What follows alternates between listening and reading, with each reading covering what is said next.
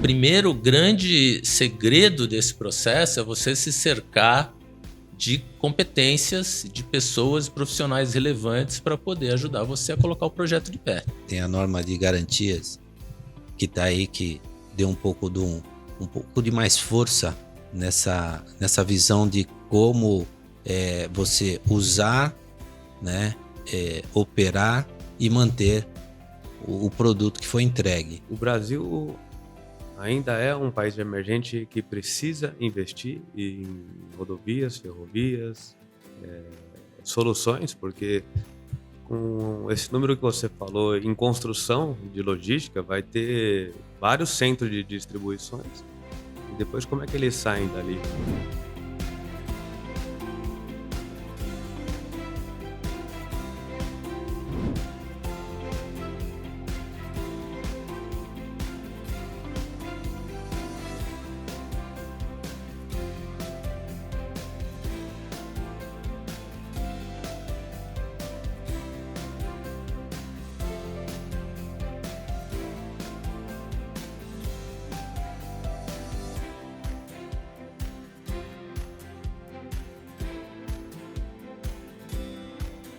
Começando mais um Papo de Engenharia, sejam bem-vindos. Eu, Vladimir Rodrigues, engenheiro civil, mais uma vez aqui, ao lado do Alexandre Oliveira, engenheiro civil também.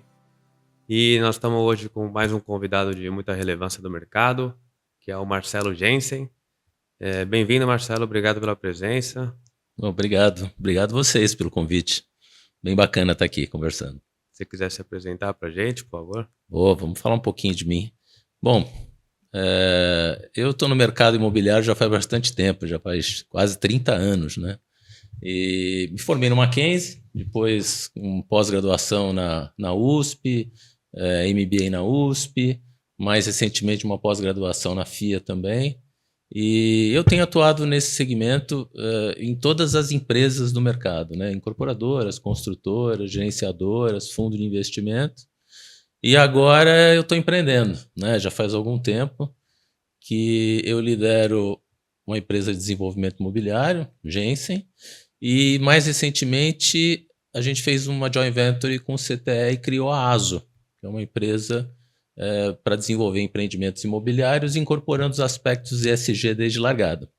Estamos fazendo isso há um pouco mais de 2 anos e estamos aí na batalha no mercado de construção civil, que não é fácil, mas, por outro lado, é muito gratificante também, né? Que legal. Gente, vamos bater um papo. Eu vou te fazer umas provocações, porque daí o papo flui. Usando a tua experiência, a gente vai falar sobre esse desenvolvimento do imobiliário, os desafios e oportunidades que tem hoje no mercado. Você falou bastante disso.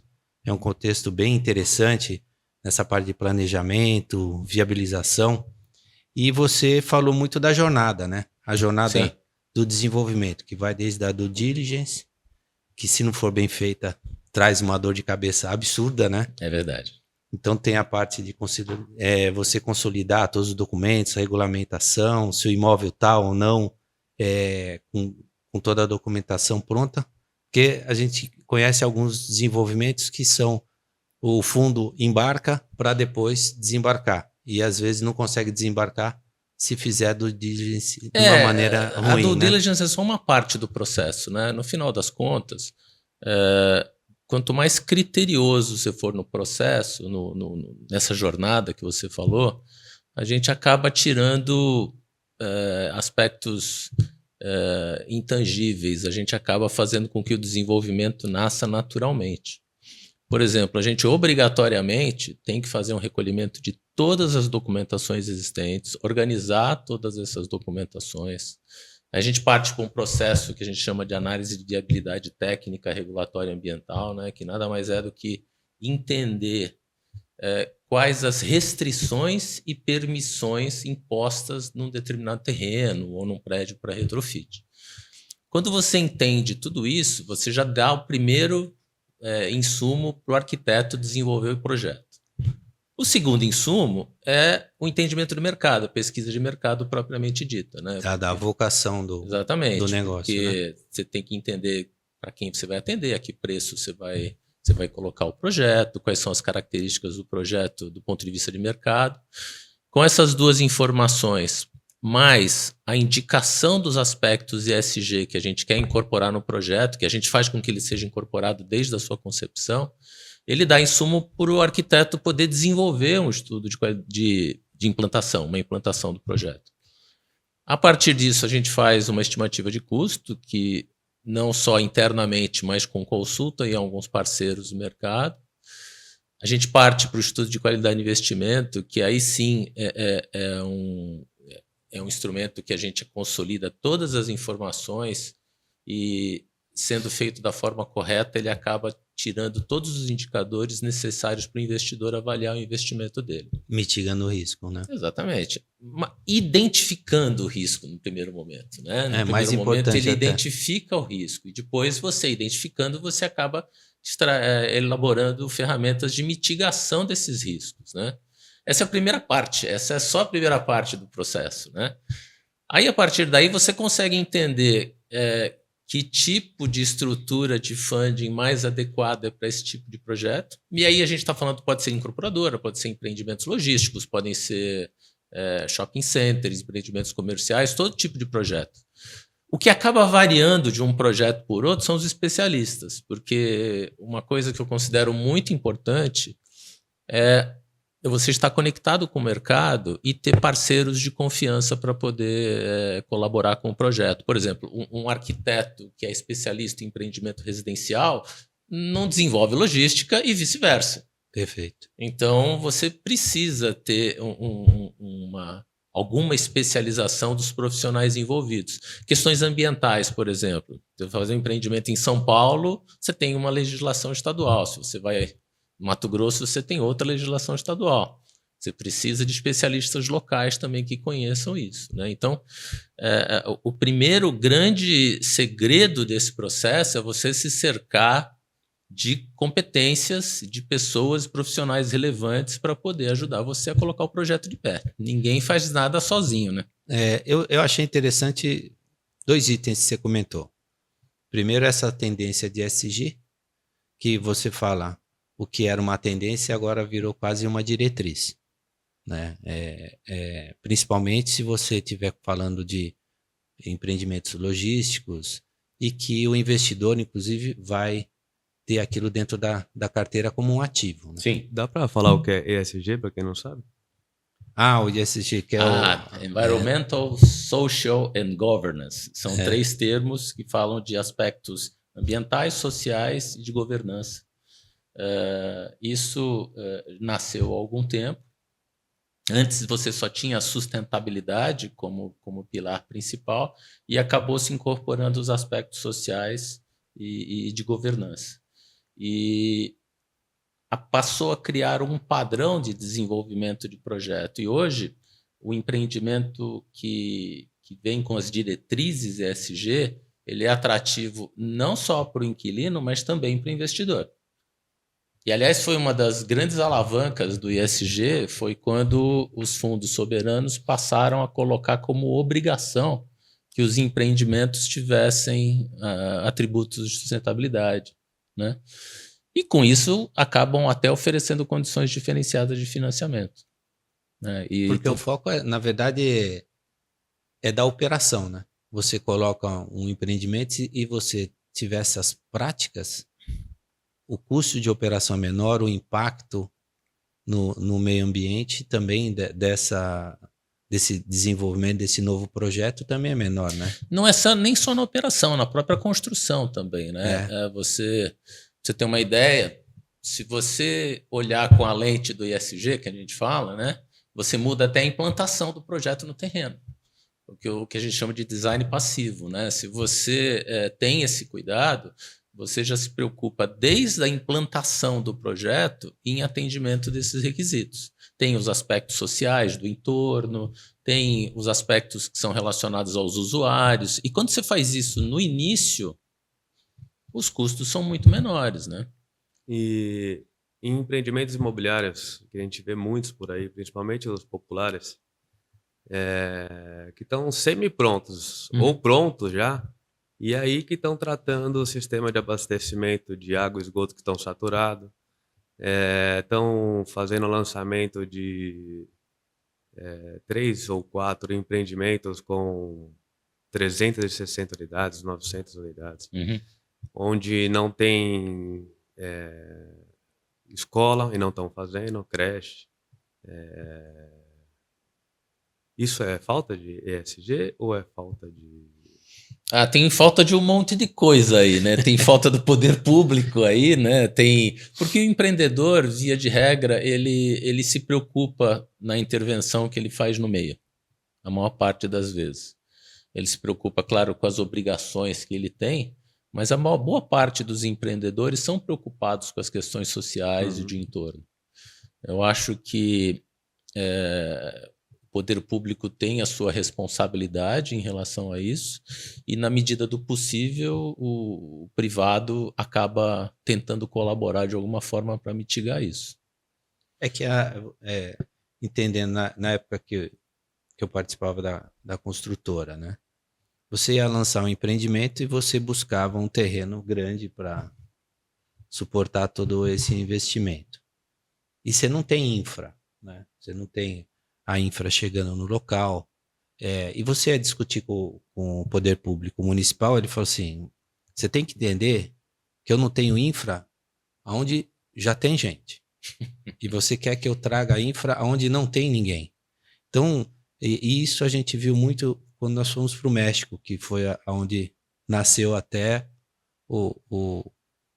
não é nem o Minha Casa Minha Vida, mas nasceu o PAR lá.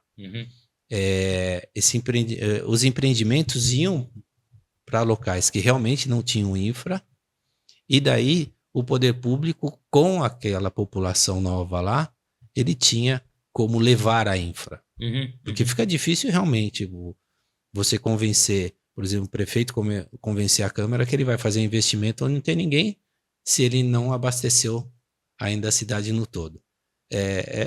E tem prefeitura, vou te dizer que tem prefeitura que, por mais que ela tenha um déficit habitacional, ela prefere colocar um empreendimento logístico do que um empreendimento residencial.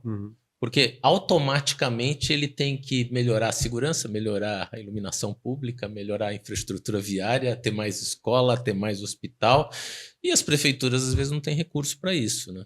Então, daí a iniciativa privada que acaba subsidiando isso tudo. Entendi. É a parte do social que eles falam, né? O difícil é o pessoal entender que essas práticas é como que você pega cada item e põe na sua caixinha correta, né? É um investimento social, um investimento que é ambientalmente correto, qual que é uma boa prática. Eu acho que também é uma cultura que está crescendo, né? Apesar do ESG tem muita gente que fala muito, né, sobre ele, mas a grande maioria nem conhece tem direito. muito greenwashing aí, né? Exatamente. O pessoal tem muito greenwashing.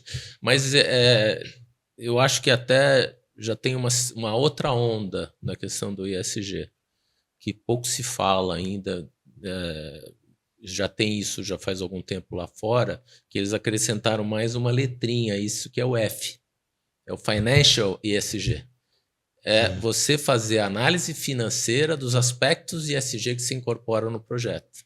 O benefício que ele traz financeiro do projeto. Aí é uma discussão exclusivamente financeira. Tá. Quanto que traz de economia, de energia e, consequentemente, quanto de recurso que ele economiza o empreendedor. Quanto que ele melhora na redução da rotatividade do funcionário se ele aumentar a qualidade de trabalho dele. Ele começa a colocar isso na conta. Se eu não me engano, eu esqueci agora qual país que tem regras tributárias, que eles obrigam você a colocar no balanço da empresa essa performance financeira, passar a contabilizar essa performance financeira. Então, isso é uma virada, porque um pouco da dificuldade da implementação dos recursos ESG, e aqui eu não estou falando sobre a questão de sustentabilidade, que é inevitável que a gente tem que cuidar das mudanças climáticas, mas tem que ter um equilíbrio entre retorno, investimento e retorno desse tipo de operação. E muita gente acabou carimbando ESG como uma coisa que agrega custo ao empreendimento. E hoje está provado por diversos exemplos que você consegue ganhar dinheiro se você implementar os aspectos ESG no empreendimento. Basta você escolher os critérios certos, dimensionados da forma certa para a solução necessária, entendeu? Então, não há que imaginar que o ESG veio só para incorporar custo ao projeto. Nesse sentido que você fala que você até tem uma redução de custo, que se você aplicar da maneira correta, planejando tudo. Você pensando, eu já ouvi que isso gera um impacto de custo de, teoricamente, 1% do empreendimento. Se for acréscimo, você fala. De acréscimo. Tá. Se você acrescer 1% do empreendimento, vamos falar que seriam uns 2% do custo da obra. Nós temos no banco de dados da Endia que 21% do custo de obra é desperdício em retrabalho. Maluco isso. Né? É maluco isso. Então, se você pensar que eu vou investir 2% para diminuir esses 21%, é fácil, né? A conta fecha. Se esses 2% colaborarem com esse desperdício, ok, né? E o pior é que você é capaz de continuar tendo desperdício e incorporando mais 2%. Então, daí é o que você falou. Você tem que fazer o planejamento, fazer a lição de casa da maneira correta. Inclusive, você comenta, né? Que não só essa primeira parte, mas você tem a continuidade. Gestão dos projetos, o monitoramento da obra em si, a execução, um comissionamento correto do empreendimento, operação sustentável, tudo isso agrega para você pegar esses 2% de investimento e realmente tirar totalmente e até aproveitar mais na redução do desperdício. Como eu falei, essa parte inicial, que é a análise de negócios imobiliários, é a primeira parte. A segunda parte, que a gente acaba dividindo em 3 grandes blocos, né? Essa parte de análise de negócio imobiliário, a segunda parte, desenvolvimento de projetos legais e aprovação, e a terceira, a obra propriamente dita e tudo que envolve a obra e os projetos envolvidos. E o que acontece? Quando você termina a primeira fase, você estabelece uma série de premissas daquele projeto, velocidade de venda, você estabelece prazo de obra, todos os indicadores de custo da obra, que consequentemente vão trazer todos os indicadores financeiros. Quando você vai discutir com o investidor ou com o empreendedor está olhando apenas os indicadores resultantes dessa análise. Mas nós, que trabalhamos com desenvolvimento, nós temos que preocupar com a premissa. A premissa tem que acontecer, porque aquele indicador lá na ponta não acontece sozinho, né? Você precisa estar com o custo correto, conseguir colocar o projeto no preço certo, se for um galpão logístico, alocação no preço certo. Então, não adianta você colocar no papel, no estudo, um indicador que ele não seja capaz de se configurar na prática. E a gente entende que um outro passo muito importante é a garantia da implementação das premissas que você colocou no estudo de qualidade de investimento. A gente tem sido consultado por algumas gestoras de investimento e eles estão bastante preocupados com isso. Quando chegam com um projeto para ele, com um projeto bacana, bem localizado, uma mega tiro, um projeto super luxuoso, aí chega no final, a obra atrasa, o custo estoura, tem que dar desconto no preço, e lá no final, 2 anos depois, o empreendedor fala, poxa, você falou que ia dar 25% de tiro, está dando 15%. O que aconteceu? Deixaram de lado, pelo caminho, todas as premissas que foram colocadas lá atrás. Então, você tinha comentado um pouco sobre análise de risco. Até o risco dessas variáveis acontecerem no projeto, a gente tem que monitorar. Então, não é uma coisa isolada, a análise de qualidade de investimento. Você tem que pensar o projeto, você tem que aprovar o projeto e depois colocar ele em pé. Quando você faz isso corretamente, a chance é bem boa. Uma coisa que a gente tem falado bastante também é no pós-obra, né? Coisa que você é especialista nisso também, né? Porque tem muita gente construindo Ferraris e colocando pessoas que mal conseguem pilotar um carrinho de mão. É verdade. Né? Então, é muito importante você ter capacidade de operar aquele equipamento que você produz, né? Tem a norma de garantias que está aí, que deu um pouco de mais força nessa visão de como você usar, né, operar e manter o produto que foi entregue. Uhum. Então a gente espera que isso seja colocado em prática, porque tem pouca informação, como fazer isso. Você fala do monitoramento, não adianta só monitorar durante a execução, você tem que monitorar o início da operação, até para garantir que as premissas de projeto sejam atendidas, né? Uhum. Se você operar da maneira incorreta ou reduzir o custo da operação achando que você está reduzindo o custo da operação, né? Você vê, pega um empreendimento com toda a tecnologia, aquele monte de painel com um monte de dados que a gente fala, só que dados só gira informação se você souber fazer uma leitura, fazer uma compatibilização desses dados para gerar informação. E daí você acaba, sem informação correta, tomando atitudes erradas, né? Desliga uma bomba para economizar água, tira Tá piscando uma luzinha, tá dando um alerta, essa luz chata, deixa eu desligar essa Desliga. luzinha. É muito complicada essa operação. Outro dia fui num empreendimento que fazia tempo que eu não via um uso daquelas antigas listas telefônicas, né? Sei. As páginas amarelas. Daí eu fui ver, o porteiro tinha o uso dela. Tinha um botão que toda vez que passava um carro na cancela, ele apertava o botão para não tocar um alarme. Daí ele falou assim, pô, toda hora tem que apertar o botão. Ele deixou a lista em cima do botão, o botão tá apertado direto. Aí você fala, nossa, você faz um investimento. Pra lista. Mas você faz um investimento absurdo em tecnologia, em automação e não faz a utilização correta. É verdade. O que eu queria te provocar é um item inicial que você falou. A gente fala muito da pesquisa de mercado. Tá. E eu escuto muito, principalmente o pessoal leigo não entende. O nosso ciclo é muito longo dos produtos. Mesmo um logístico que é rápido, mas ele tem uma outra pegada, né? O corporativo. Mas a construção, desde a prospecção do terreno, toda essa parte de aprovação de projetos, que por isso que o retrofit está ganhando, porque você ganha um tempo precioso disso de tudo. De aprovação, estrutura, né? Daí você vai usando, faz todas as premissas, só que elas desenhadas em cima de uma pesquisa.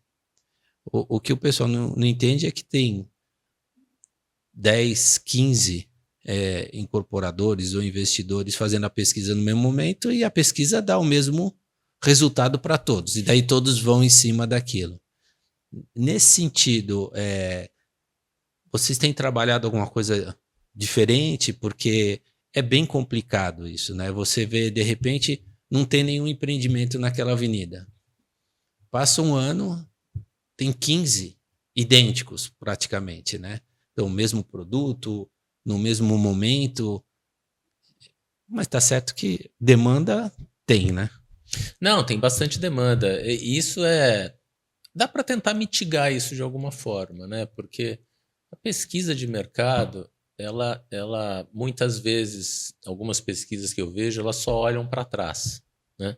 Tá. Mas você tem que olhar também aquilo que está no forno para sair e aquilo que está em projeção de ser desenvolvido, ou o projeto que está em aprovação, ou o projeto que está em contratação, em construção. Tudo isso vai impactar de uma forma ou de outra, porque a pesquisa tem uma parte que eu considero muito importante, que é o levantamento da oferta competitiva, que são todos os concorrentes similares que impactam de alguma forma o projeto.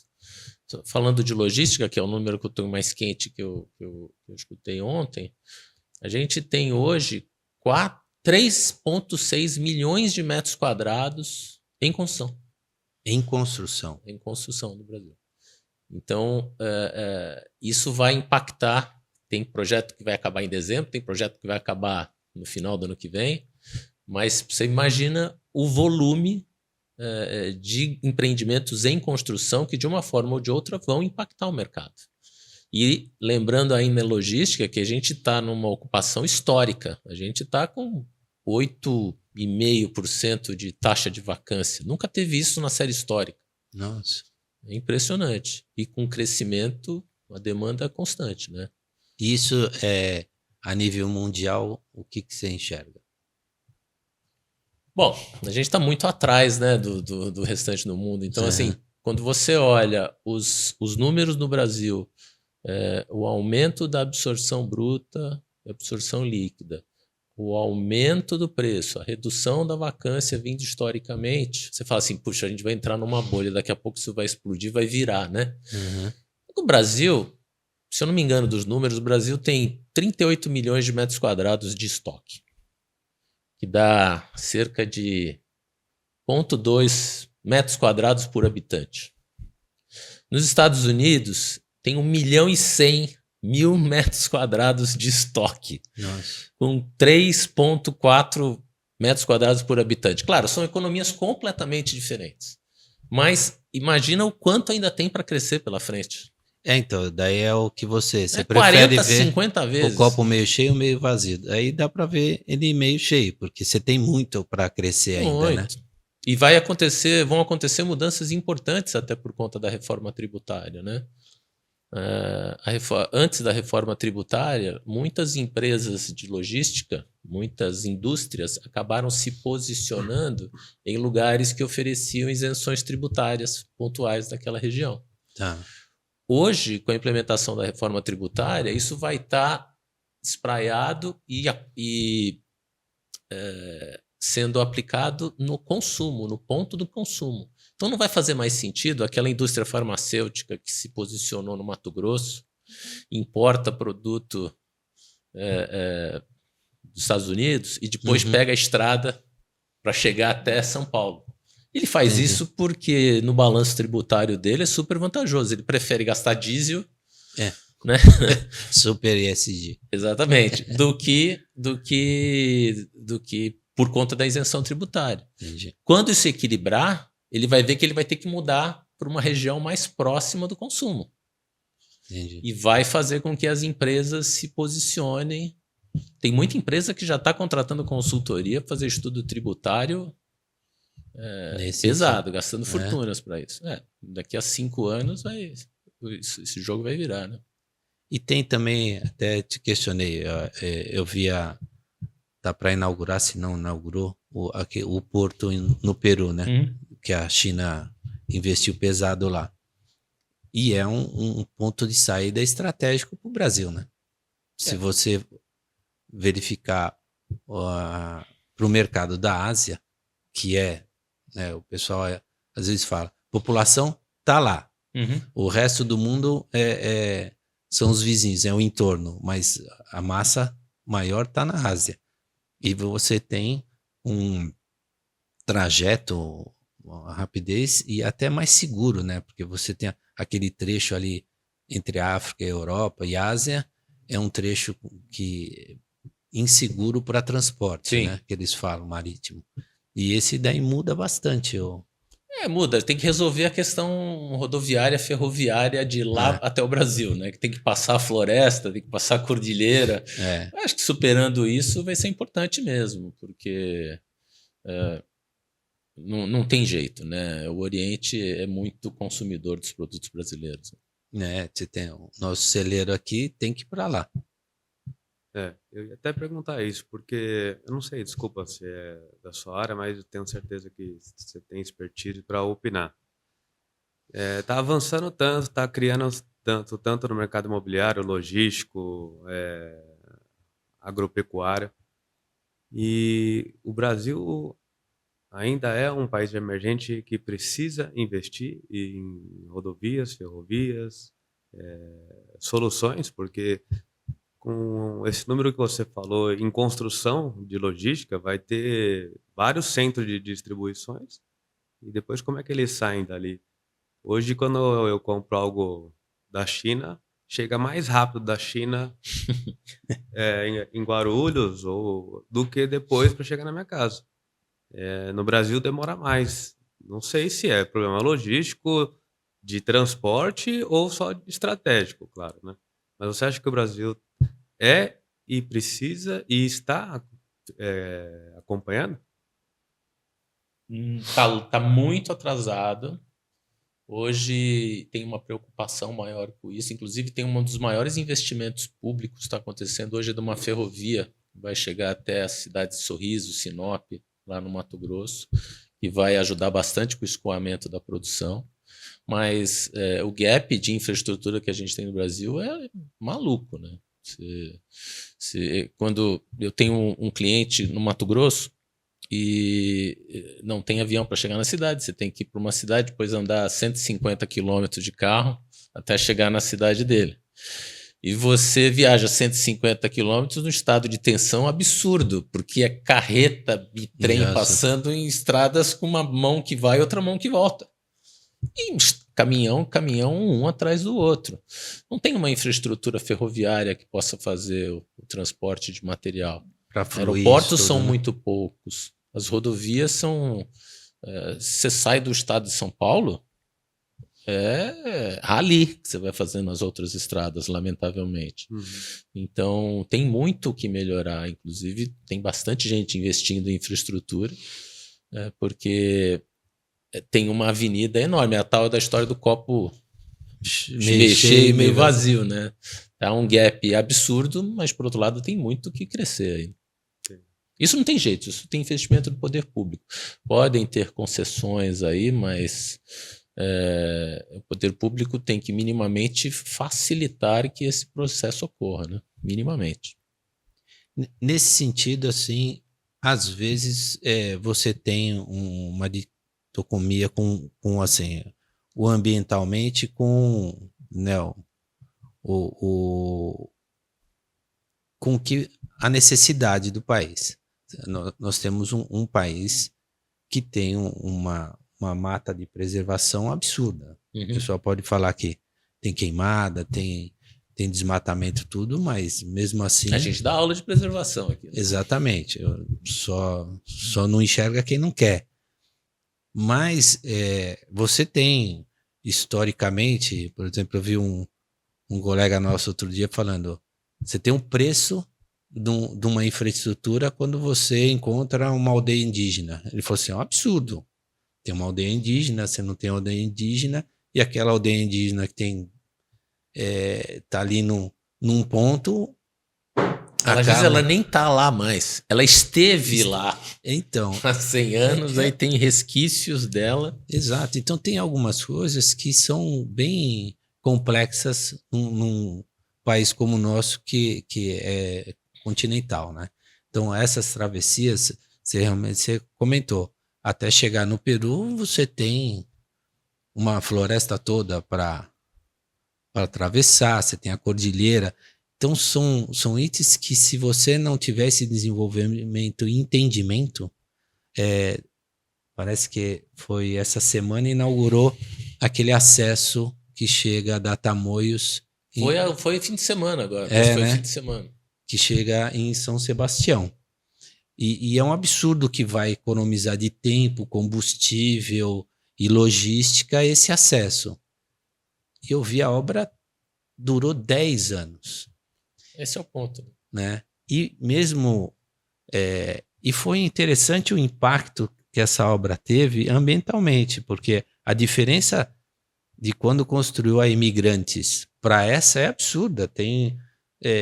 praticamente preserva toda a área. Ela flutuando em cima é uma obra de arte impressionante, né? Sim. Então tem como fazer e preservar o meio ambiente, só tem o que você falou, você falou um ponto que para mim é o ponto mais crítico, que é o prazo.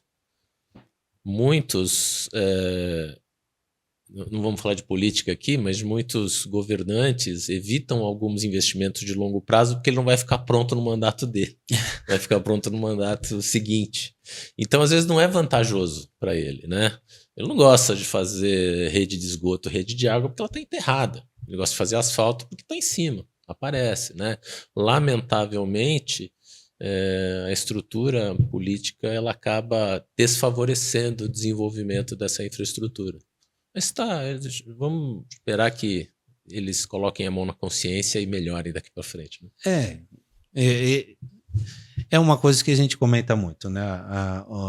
O papo nasceu até para incentivar o jovem até escolher uma carreira. Sim.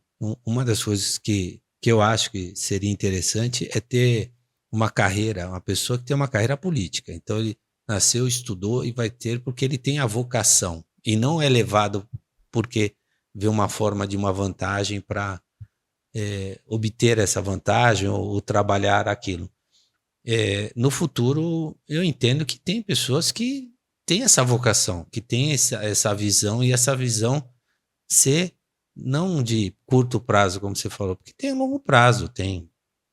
A gente falou num ciclo de um empreendimento comum é de 4 anos, imagina de uma obra dessa, com esse volume de trabalho e sem contar que tem o histórico, né? Essa obra demorou 10 anos porque ela ficou parada um bom tempo por causa da Lava Jato.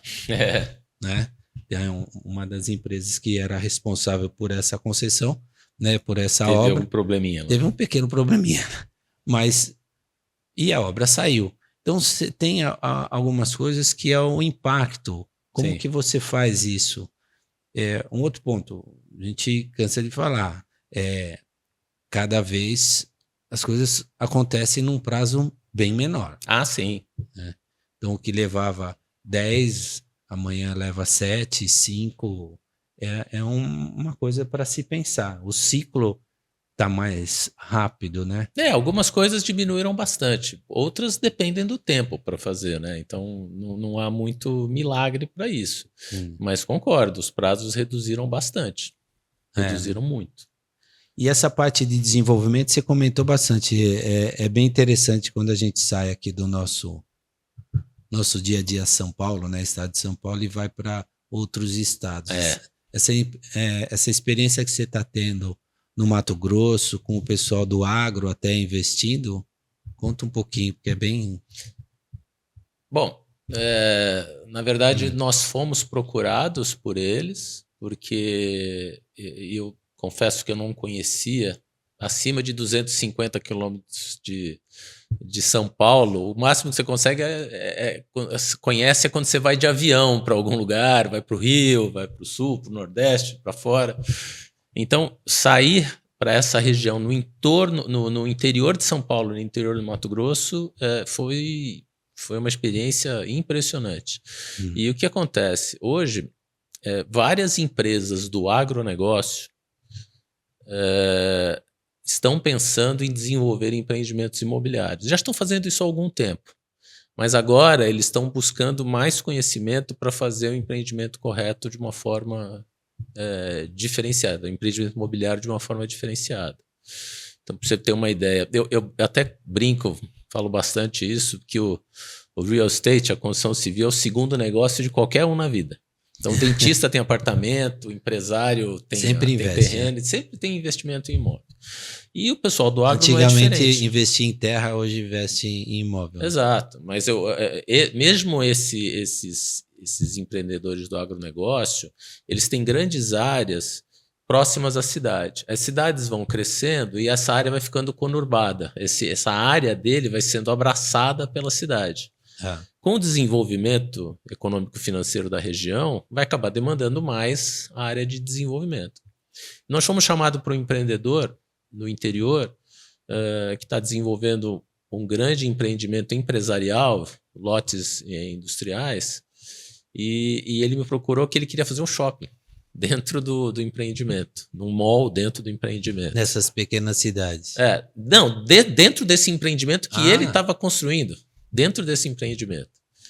E nós nos cercamos de especialistas nessa, né, não só a arquitetura, mas pessoas que conhecem o desenvolvimento do mix de um shopping center, para pensar um projeto para aquele lugar, considerando os aspectos ESG, considerando tudo que eu falei da jornada do desenvolvimento para pensar esse projeto. Esse projeto já está desenvolvido, a gente está olhando opções internas da distribuição interna do produto e com a conclusão das obras de loteamento, muito provavelmente em março abril, o shopping deve estar começando a ficar em pé. Nossa, rápido ainda. E esse é um pedaço de um patrimônio enorme de áreas em volta na cidade que ele está desenvolvendo. E eu conheci mas eu já sei de vários que estão nessa mesma pegada, né? Que de uma forma ou de outra estão usando as próprias áreas mais próximas dos centros urbanos para desenvolver empreendimento imobiliário. Isso sem falar ainda o investimento que ele faz em SPS, por aí investimentos em outros empreendimentos, né? Interessante, né? Os caras têm escritório, todos os escritórios aqui na Faria Lima, na Paulista, eles estão lá com a fazenda, mas eles vêm para cá. Tá de olho, não? Estão de olho.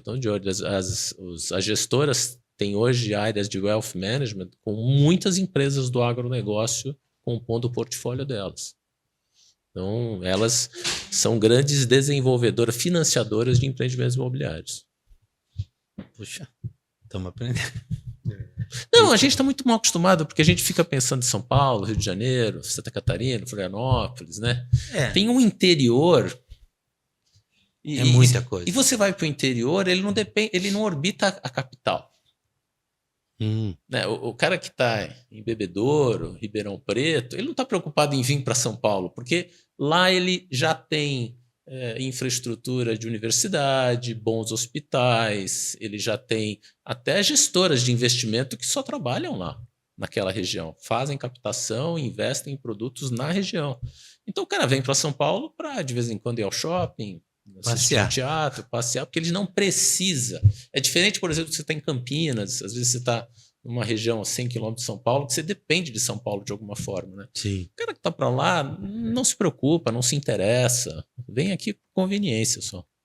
É que a gente às vezes se confunde quando você está estudando onde investir, né? Uhum. Você tem o PIB da cidade de São Paulo, perde para o estado de São Paulo, para o Brasil. Uhum. Então você vê que o PIB é muito grande. Isso, quando você comparado com outros países, parece que é os 50 países. Sim. Então a cidade de São Paulo é um país. É. Então, como investimento, você fica muito focado. Mas às vezes esse foco você acaba perdendo essas oportunidades que é o que você falou. É um mar de oportunidades que está se abrindo. Não, bastante, muita coisa. E assim, os empreendimentos mais bacanas imobiliários residenciais estão acontecendo em Goiânia. Estão acontecendo lá, o prédio mais alto, não sei das quantas, vai acontecer lá em Goiânia. Impressionante. Impressionante. Você vai imaginar, o cara precisa disso? Não, tem muita área, para que ele vai fazer um prédio alto? Agora ele tem tecnologia, tem gente para fazer, tem gente para fazer aquisição do imóvel, então por que não fazer? E tem uma praia, se não me engano, ali de Santa Catarina, eu esqueci o nome, que outro dia estavam comentando, tem 380 empreendimentos em construção, é uma praia, não é uma grande cidade nem nada. Então você vê que tem esse foco de investimento. Não, mas eu vou te falar, você fala que não tem cidade. Eu tive ontem com um grupo que representa um empreendedor de lá que está fazendo um empreendimento que o processo de captação é captação de 15 bilhões. Bilhões. Para fazer um empreendimento de frente para o mar, maravilhoso lá. Então, você fica pensando, caramba.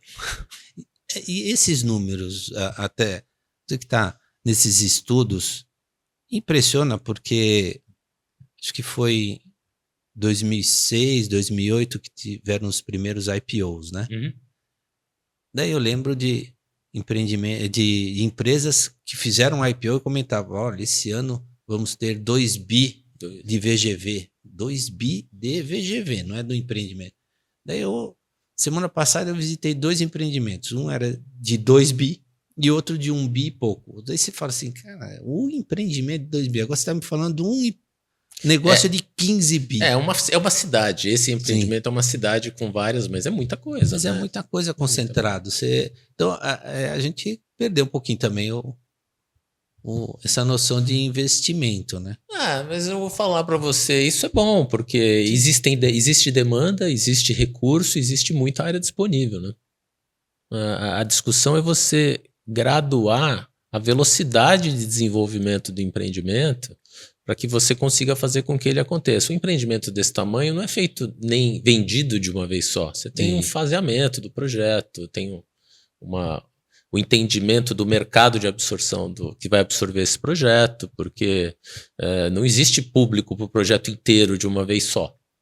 Tem que contar com crescimento populacional, tem que contar que as famílias vão crescer, vão se desenvolver, vão aumentar o seu poder de renda, seu poder de aquisição, sua renda, né, para poder adquirir esses imóveis. Então, esses projetos maiores são mais complexos, porque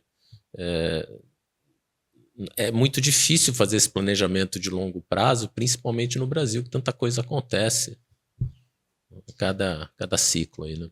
Mas é uma forma até de ter uma melhoria, porque o que a gente vê é um crescimento desorganizado. Então, você vê, sempre criticam um crescimento sem planejamento. Então, a cidade vai crescendo sem planejamento nenhum, né? Nós fizemos uma visita numa missão para fora, em Singapura, e Singapura, ela toda planejada. Mas de que forma? Tem um estudo de massa. Então você tem um terreno definido, e já tem a massa, o volumétrico o que vai sair. Quem fez isso?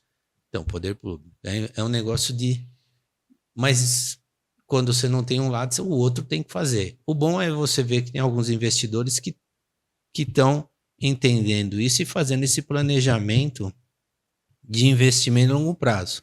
Mesmo porque é um entendimento da tua empresa. Você não forma a empresa para durar pouco. Então, se você tiver um planejamento estratégico e concentrar esse planejamento, você tem um futuro de longo prazo para a tua empresa. É bem interessante essa noção e os ganhos que tem. Porque ele fazendo esse investimento que você falou, é faseado, ele próprio vai colher o lucro do desenvolvimento e do ganho, da valorização da região. Você vê, um exemplo aqui do nosso lado, a Riviera de São Lourenço. Quantos anos que a Riviera... É impressionante. 50 anos, 40 anos? Acho que é isso mesmo. Uns 40 anos, talvez. Eu não me lembro agora, mas desde que eu me lembro da sua blog, por gente... lá em Bertioga, que quando começou a Riviera São Lourenço, eu me lembro que eu sou de Santos e com 17, 18 anos eu viajava o litoral, a gente já passava pela Riviera São Lourenço. Então, 40, 50 anos tem aquilo lá, né? Você vê que hoje ela ainda está em desenvolvimento, ela ainda está crescendo, ela ainda tem áreas para construir. Olha só o ciclo, como é longo de empreendimento muito grande, é muito complexo. Isso acabou sendo feito por privado, né? Não dependeu do público. Mas mas é o que você falou, e nem começou ainda aquele ciclo de renovação que é o retrofit, né? Começou muito timidamente, mas começou, né? Já tem bastante projetos de retrofit, né? Eu acho que é uma forma muito inteligente de você ter um acesso para áreas bem localizadas. Porque as áreas boas estão todas ocupadas. Sim. Né? Então, se você conseguir pegar um projeto que já está desatualizado, defasado, foi construído há 40 anos atrás, não faz mais sentido aquele produto, você retrofita e acaba se aproveitando da localização, muitas vezes. Né? E aquilo que você comentou antes, né? Você ganha muito no ciclo de construção e no custo de construção. Você não tem a dificuldade para aprovar mais, porque de certa forma o projeto está né? aprovado, você tem que fazer uma aprovação complementar. Existem benefícios muito grandes, somente em São Paulo, para o desenvolvimento de retrofits, principalmente naquela região do centro de São Paulo. A vocação já está determinada, né? Às vezes ela muda, mas eu acho que essa questão de o tempo que você ganha para desenvolver o projeto, as questões de sustentabilidade envolvidas nesse processo. Você não tem mais que fazer uma fundação, fazer uma estrutura. Claro que tem retrofits e retrofits. Tem aquele retrofit que você deixa só o esqueleto e tem uns que você dá uma boa reforma e você já pode requalificar o projeto. Mas a grande questão do retrofit é a localização. Tem muitos empreendimentos antigos em áreas muito bacanas, muito nobres. E você percebe, você passa de uma hora lá, ele está com a fachada toda mudada.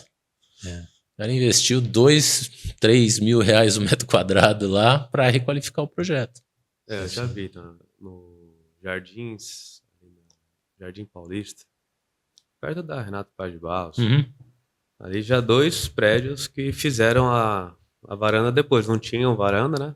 Esse é outro ponto, né? Os apartamentos de Higienópolis, muitos têm apartamentos de 250, 300, 400 metros sem varanda.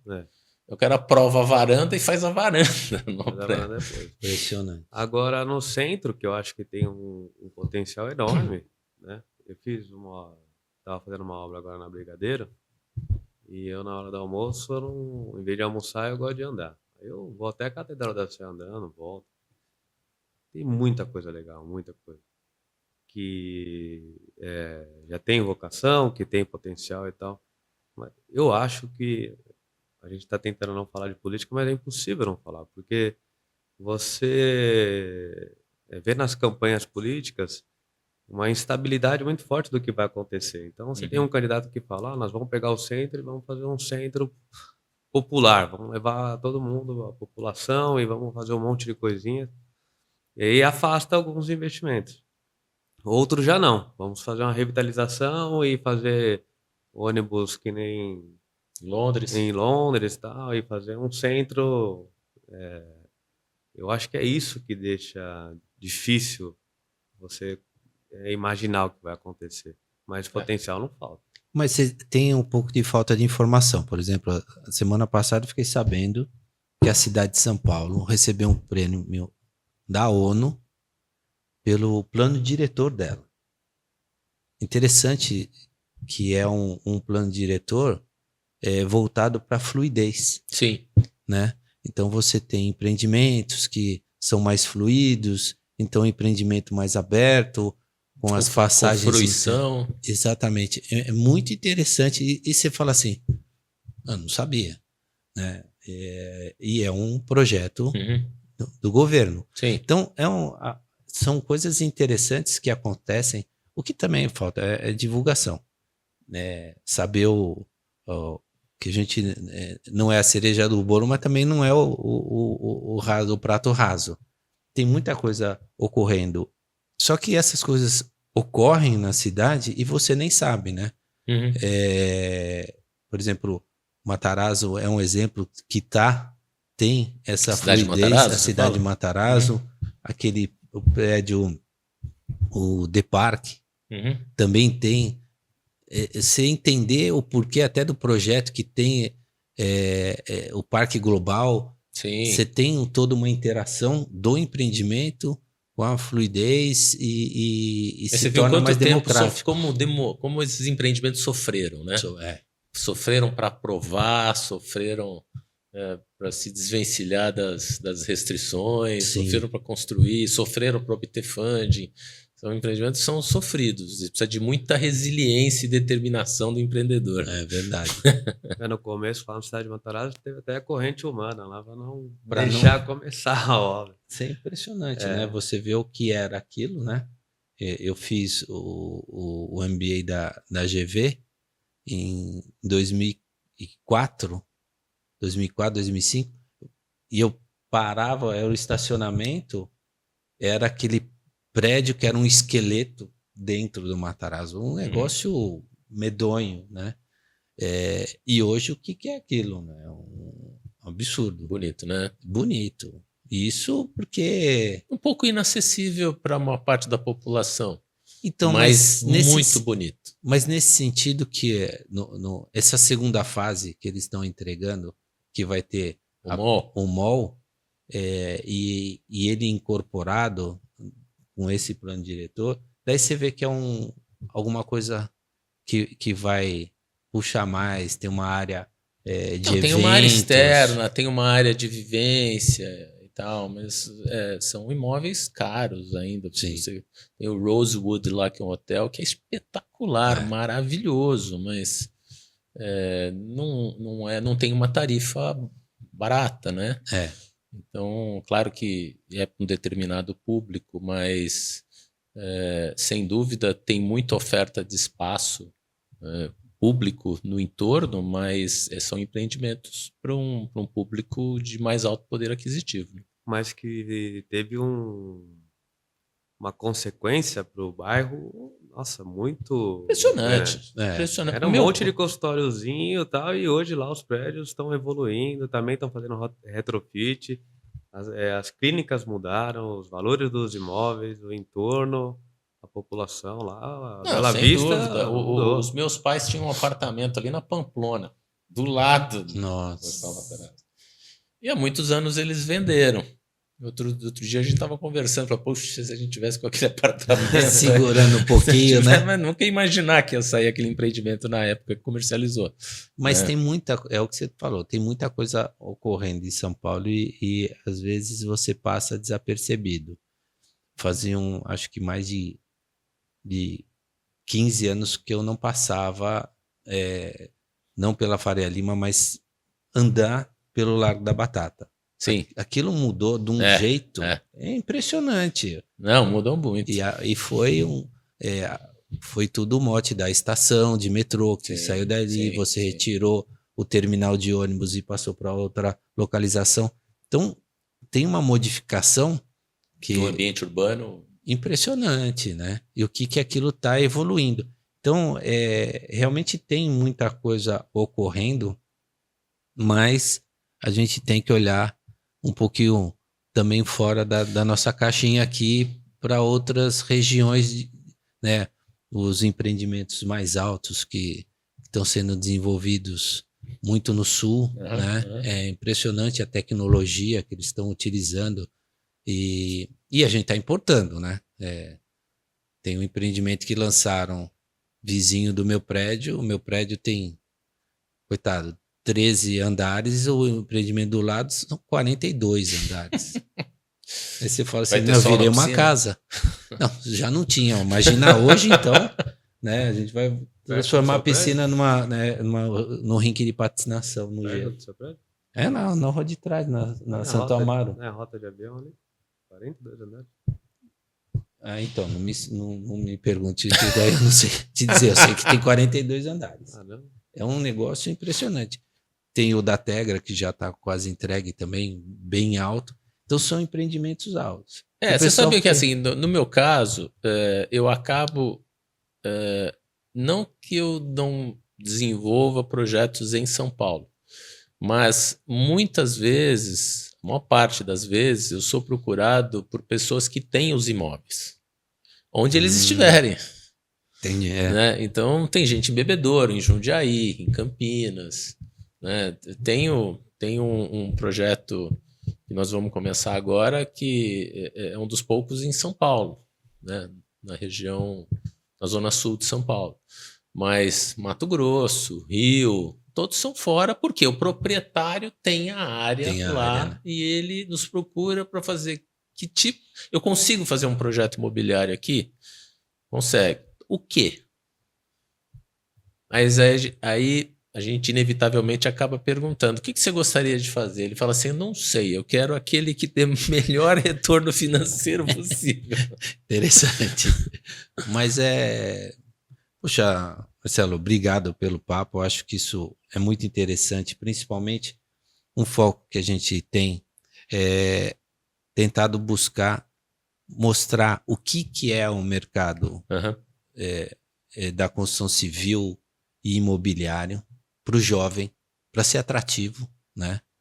A gente que precisa dessa atratividade do jovem entrando. Então, o mercado não é só engenheiro de obra, você tem um estudo de viabilidade, de planejamento, a parte financeira, um funding, você tem toda essas práticas de ESG que falam muito, né? A construção civil tem muito desperdício, Sim, gera sim. muito Tem resíduo. muita gente jogando pedra na construção civil. Mas a gente, todo muito o pra melhorar. terreno que tem passivo ambiental, ele só deixa de ter passivo ambiental com o empreendimento do mercado. Exato, exato. Então, isso é bacana, a gente agradece muito você Eu vou dizer, ter antes de você dividido. concluir, preciso dizer uma coisa aqui que você me fez lembrar a razão pela qual eu fui fazer engenharia. Ah. Quando eu estava ainda pensando naquilo que eu ia fazer, o que eu ia estudar, eu me ative ao fato de que, através da engenharia civil, eu podia mudar o entorno, mudar a vida das pessoas e poder assistir isso do zero até o empreendimento pronto sendo utilizado pelas pessoas. Quando eu percebi que, através da engenharia civil, eu podia colaborar com isso, foi o momento que eu decidi, falei, não, vou fazer engenharia civil. Que legal. Esses exemplos que a gente tenta trazer para o pessoal decidir o que fazer da vida. O nosso podcast tem alcançado diversos públicos. Sim. É claro que a gente fala muito para o público jovem porque a gente está semeando, né? Queremos um futuro diferente, é necessário. Porque tudo que nós falamos aqui, a gente sempre volta no que a solução é cultural. Sim. Então, vamos investir 1% para deixar de desperdiçar 21%. Tal. Isso só vai acontecer quando se tornar cultural. É a mesma coisa que eu falar para você. Sim. Se alimenta melhor e faz de esporte, que você não vai ter problema de saúde quando ficar velho. Você continua comendo torresmo e assistindo TV. Cadê o controle remoto que eu não quero levantar? Não adianta. Para trocar o canal, né? O dia que for cultural isso, você vai se alimentar melhor e vai deixar de investir na saúde no futuro. E no seu caso a gente consegue tanto... Hoje a gente conseguiu falar de vários setores da construção, que nem o Ale falou, que não é só o pé no barro, que tem muita gente que gosta, eu gosto. Eu também Falamos gosto. até da política, né? Até do setor político, pessoas que pudessem interessar, de pequenos e futuros investidores e empreendedores. Esses dias um amigo do Ale lá de Dourados, inclusive, tá vendo? me ligou porque ele quer começar a empreender e queria umas dicas e tal, então... Espero que ele assista, tenha contribuído e quem sabe até... E se ele precisar de ajuda, a gente pode apoiá-lo, orientá-lo de como fazer o projeto. Legal. Obrigado, foi muito... Que é isso. Obrigado a vocês. Muito agradável aqui esse papo com vocês. Legal. Joia.